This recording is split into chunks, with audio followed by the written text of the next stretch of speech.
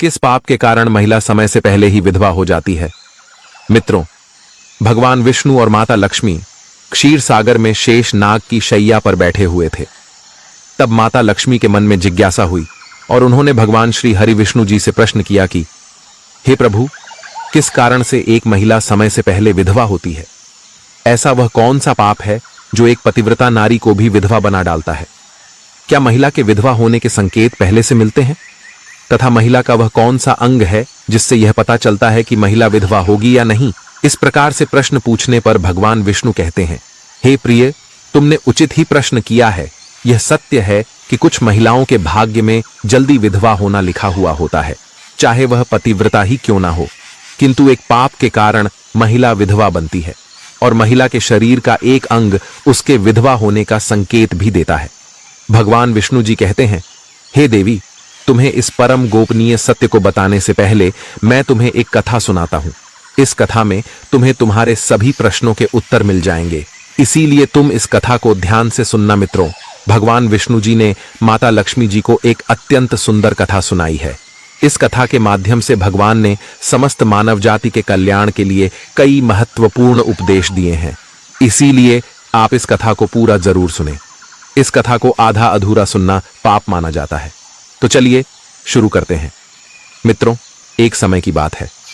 मध्य देश में एक अत्यंत धनवान सेठ रहा करता था। उसका एक पुत्र और 3 पुत्रियां थीं। उसकी तीनों पुत्रियों का विवाह अच्छे और धनवान घराने में हो गया था, किंतु सेठ की एक पुत्री को दुर्भाग्य का सामना करना पड़ा। उसकी एक पुत्री विवाह के कुछ ही वर्षों के बाद विधवा हो गई और अत्यंत दुख में जीवन बिताने लगी। उस विधवा महिला का नाम था सावित्री। सावित्री अत्यंत सुंदर, गुणवान और पतिव्रता नारी थी, किंतु उसके भाग्य में जो अशुभ लिखा हुआ था वही उसके साथ घटित हो गया। सावित्री के पति ने विवाह के समय केवल सावित्री का सुंदर रूप और उसके पिता की धन संपत्ति देखी थी, जिसका से उसे भी जल्दी ही शरीर का त्याग करना पड़ा। बचपन से ही सावित्री के शरीर के अंगों पर उसके विधवा होने के लक्षण दिखाई दे रहे थे, लेकिन किसी ने उस पर ध्यान नहीं दिया था। सावित्री के पिछले जन्म के कर्मों के कारण उसे इस जन्म में विधवा होना पड़ा था। भगवान विष्णु जी कहते हैं, हे देवी, अब मैं तुम्हें सावित्री के पूर्व जन्म की कहानी सुनाता हूं, उसे तुम ध्यान से सुनो। सावित्री का पिछले जन्म में एक ब्राह्मण के घर पर जन्म हुआ था। उसका नाम था गौरी। वह ब्राह्मण राजा को अत्यंत प्रिय था, जिस कारण से ब्राह्मण का घर धन धान्य से भरा हुआ था। उसके पास बहुत सारी धन संपत्ति थी, जिससे ब्राह्मण बहुत ही उन्मत्त और गर्विष्ठ बन गया था। वह ब्राह्मण अपनी पुत्री गौरी से बहुत प्रेम करता था, क्योंकि वह उसकी एकलौती पुत्री थी। गौरी बहुत ही सुंदर थी और पिता के लाड़ प्यार से वह भी बिगड़ चुकी थी। उसके पिता इच्छा को पूर्ण करते थे, उसे कभी किसी चीज की कमी नहीं पड़ने दी।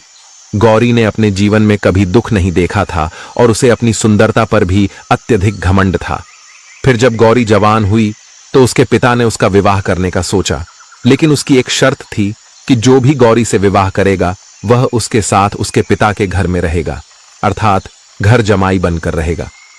ब्राह्मण ने अपने सभी रिश्तेदारों को यह बात बता दी और चारों तरफ यह बात फैल गई। कई विद्वान और ज्ञानी पंडित गौरी के घर पर उसे देखने के लिए आ गए, लेकिन गौरी ने किसी को भी पसंद नहीं किया। गौरी ने कई विद्वान ब्राह्मणों को अपमानित करके घर से बाहर निकाल दिया। फिर एक दिन एक अत्यंत सुंदर ब्राह्मण भिक्षा मांगने के लिए गौरी के घर पर आया, जिसे देखकर गौरी उस पर मोहित हो गई और अपने पिता से कहने लगी कि वह उसी भिखारी ब्राह्मण से विवाह करेगी। यह सुनकर गौरी के पिता ने भी स्वीकृति दे दी और उस भिक्षुक ब्राह्मण को गौरी से विवाह करने के लिए पूछा, तो उस भिक्षुक ब्राह्मण ने भी हां कर दिया और फिर गौरी और उस ब्राह्मण का विवाह संपन्न हुआ। गौरी विवाह के समय बहुत प्रसन्न थी। उसे उसका मनपसंद जोड़ीदार मिल चुका था। विवाह के बाद कुछ दिनों तक गौरी अपने पति के साथ बड़े प्रेम से रहने लगी और उसकी सेवा करने लगी, लेकिन कुछ ही दिन बीतने के बाद गौरी ने अपना असली रंग दिखाना शुरू कर दिया। गौरी अपने पति को नौकर की तरह समझने लगी। उसकी आज्ञा का पालन करने की जगह पर उसे ही आज्ञा देने लगी। गौरी अपने पति को भी उसके नाम से बुलाने लगी। खुद अपने पति के पैर दबाना छोड़कर अपने पति से ही खुद के पैर दबावा लगी। गौरी स्वेच्छाचारी थी। वह पति को बिना बताए ही घर से बाहर चली जाती। कभी पति की कोई बात नहीं मानती थी। पति से पहले ही भोजन करती थी। किसी भी धार्मिक कार्य में पति के साथ नहीं बैठती थी और अकेले ही मौज करती थी। अपनी पत्नी के ऐसे व्यवहार को देखकर गौरी का पति बहुत दुखी रहने लगा। उसने गौरी को बहुत समझाने की कोशिश की, लेकिन वह कभी नहीं मानी। गौरी अपनी ही मनमानी करती रहती थी। गौरी की माता ने भी उसे समझाने का प्रयास किया कि महिला को अपने पति के साथ ऐसा व्यवहार नहीं करना चाहिए, लेकिन गौरी अपनी माता की बात कभी नहीं मानती थी और वह जानबूझकर अपने पति को अपमानित करती रहती थी।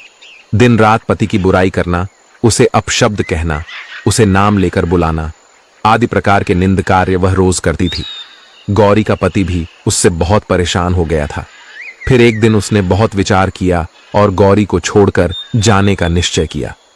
गौरी का पति बिना किसी को बताए ही अपने घर को छोड़कर चला गया। उसने गौरी का त्याग कर दिया और वन में जाकर तपस्या करने लगा, क्योंकि शास्त्र यही कहते हैं कि बुद्धिमान मनुष्य को दुष्ट और स्वेच्छाचारी पत्नी का त्याग कर देना चाहिए, अन्यथा वह भी उसके पाप का भागीदार बनता है। गौरी का पति वन में जाकर तपस्या करने लगा। गौरी ने भी अपने पति को खोजने की कोशिश नहीं की और बड़े मौज से अपने ही घर में रहने लगी। गौरी की माता ने उसे बहुत समझाया कि वह अपने पति से विनती करके उसे वापस घर पर लेकर आए, लेकिन गौरी कहती, जाने दो माता, वैसे भी मेरा भिखमंगा पति किसी काम का नहीं है।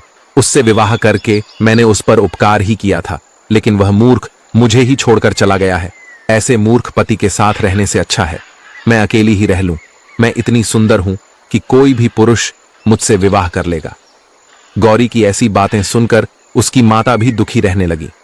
उधर गौरी का पति ध्यान मग्न होकर तपस्या करने लगा और सांसारिक बंधनों से मुक्त होकर ईश्वर की भक्ति में लगा रहा। फिर कुछ दिनों बाद गौरी के पिता के साथ अशुभ घटना घटी। उसे राजमहल में चोरी करते हुए सिपाही ने पकड़ लिया और राजा को इसकी खबर दी। राजा उस पर बहुत क्रोधित हुए और उसका सारा धन संपत्ति छीनकर उसे कारागृह में डाल दिया। सब कुछ छीन जाने के कारण गौरी बहुत गरीब हो गई। उसकी माता और गौरी अब दूसरों के घर पर काम करने के लिए जाने लगे। गौरी के पिता तो कारागृह में बंद थे, तो उसे और उसकी माता को सारा काम करना पड़ रहा था। तब गौरी को अकेलापन सताने लगा। घर में कोई पुरुष नहीं था, इसीलिए उनकी सहायता के लिए भी कोई नहीं था। अब गौरी को अपने पति की याद आने लगी, लेकिन गौरी का पति तो वन में सन्यासी बनकर बैठा था। फिर गौरी अपने पति को ढूंढने के लिए वन में चली गई, लेकिन उसे उसका पति कहीं पर भी नहीं मिला। वह वन में हर तरफ घूमने लगी, लेकिन उसे उसका पति नहीं मिला। फिर वह एक जगह पर विश्राम करने बैठी तो अचानक उस स्थान पर एक शेर आ गया और उसने गौरी पर हमला कर दिया और उसी क्षण गौरी के प्राण चले गए। मृत्यु के बाद 2 यमदूत गौरी को घसीटते हुए यमलोक ले गए। यमलोक में जब गौरी यमराज के सामने जा पहुंची तो यमराज ने उसके पाप और पुण्य का मूल्यांकन किया। यमराज कहने लगे, यह तो अत्यंत पापी महिला है। इसने कभी अपने पति का सम्मान नहीं किया। इसने बार बार केवल अपने पति का अपमान ही किया है। यह उसका नाम लेकर बुलाती थी और अपने पति के साथ नौकर की तरह व्यवहार करती थी। ऐसी दुष्ट महिला को तो नरक में भेजना चाहिए। फिर गौरी नरक में चली गई। अनेक वर्षों तक नरक में सजा भुगतने के बाद गौरी को अपने पूर्व जन्म के कर्मों का प्रायश्चित करने के लिए फिर से मनुष्य जन्म प्राप्त हुआ। जो पाप गौरी ने किए थे, उसी पाप के कारण गौरी के शरीर पर विधवा होने के लक्षण प्रकट हुए थे। भगवान विष्णु कहते हैं, हे देवी, अब मैं तुम्हें उन चिन्हों के बारे में बताता हूं जिस महिला के अंग पर ऐसे चिन्ह प्रकट होते हैं, वह महिला समय से पहले विधवा होती है। भगवान विष्णु कहते हैं, हे देवी, मध्यमाया तू दीर्घा या भार्या, हा निर्वनिर्द अनामिका, हर्षवा भवेदी शुभा नारी पृथुपासनी सुदुर्भगा। इस श्लोक में भगवान विष्णु ने विधवा स्त्री के लक्षण बताए हैं। यदि किसी महिला के पैर पसीने से रहित हो, उस पर नसें दिखाई ना देती हो, उसके पैर चिकने तथा कोमल हो, तो वह महिला सुख भोगने वाली तथा ऐश्वर्यशाली नहीं होती। यदि महिला के पैर का अंगूठा घोल मांसल हो, तो वह महिला पतिव्रता एवं ऐश्वर्यशालिनी होती है। यदि महिला के पैर के अंगूठे पर नसें दिखाई देती हो, तो वह दुर्भाग्य से युक्त व्यभिचारिणी होती है। बहुत छोटे अंगूठे वाली महिला क्लेश करने वाली और दुख भोगने वाली होती है। अंगूठा यदि छपता हो, तो वह महिला गर्भ धारण क्षमता में दुर्बल होती है। यदि किसी महिला के पैर की तर्जनी उंगली अंगूठे से भी बड़ी हो, तो वह स्वच्छंद काम 4 अर्थात अनेक पुरुषों से संबंध बनाने वाली होती है। यदि किसी महिला के पैर की उंगलियां परस्पर मिली हुई हो, एक दूसरे के नजदीक हो, उंगलियां गोल एवं सीधी हो और नाखून पतले एवं छोटे हों, तो वह ऐश्वर्यशालिनी होती है और ससुराल में सुख भोग है। अब मैं विधवा महिला के पैर के लक्षण बताता हूं। यदि किसी महिला के पैर का अंगूठा बहुत बड़ा हो और आगे से गोल हो, उसके नाखून टेढ़े मेढ़े हो, अंगूठे पर नसें दिखाई देती हो, तो उस महिला के विधवा होने के योग्य बनते हैं। यदि महिलाओं की धड़ आम बहुत बड़ी हो, तो वह मृत्यु पर्यंत दुख भोगने वाली होती है। और यदि महिला के पैर मांस रहित हो, तो ससुराल के भाग्य को नष्ट कर देती है। यदि किसी महिला के पैर की अनामिका उंगली बाकी उंगलियों की तुलना में बहुत छोटी हो, तो वह कलह करने वाली और घर के वातावरण को असहनीय बना देने वाली होती है। यदि किसी महिला के पैर की मध्यमा उंगली अर्थात बीच की उंगली ज्यादा लंबी हो, तो वह विवाह के लिए अयोग्य होती है। जो महिला चलते समय पैर पटक हुए चलती हो और धम धम आवाज करती हो, तो वह अपने पति का विनाश करने वाली होती है। भगवान विष्णु कहते हैं, हे देवी, इन्हीं लक्षणों के कारण सावित्री समय से पहला विधवा हुई थी। पिछले जन्म के कर्मों के कारण ही महिला के विधवा होने के योग्य बनते हैं। जो महिला अपने पति का अपमान करती है, उसका नाम लेकर बुलाती है तथा उसके भोजन करने से पहले ही भोजन करती है, तो वह महिला निश्चित ही समय से पहले भी होती है। एक पतिव्रता महिला कभी पू का अपमान नहीं करती, कभी उसे नाम लेकर नहीं बुलाती और सदैव पति से एक निष्ठ रहकर उसकी इच्छा के अनुसार चलती है। उस महिला की कभी दुर्गति नहीं होती और वह मृत्यु के पश्चात मेरे लोक को प्राप्त करती है। तो मित्रों, इस प्रकार से भगवान विष्णु ने माता लक्ष्मी को अत्यंत महत्वपूर्ण कथा सुनाई है।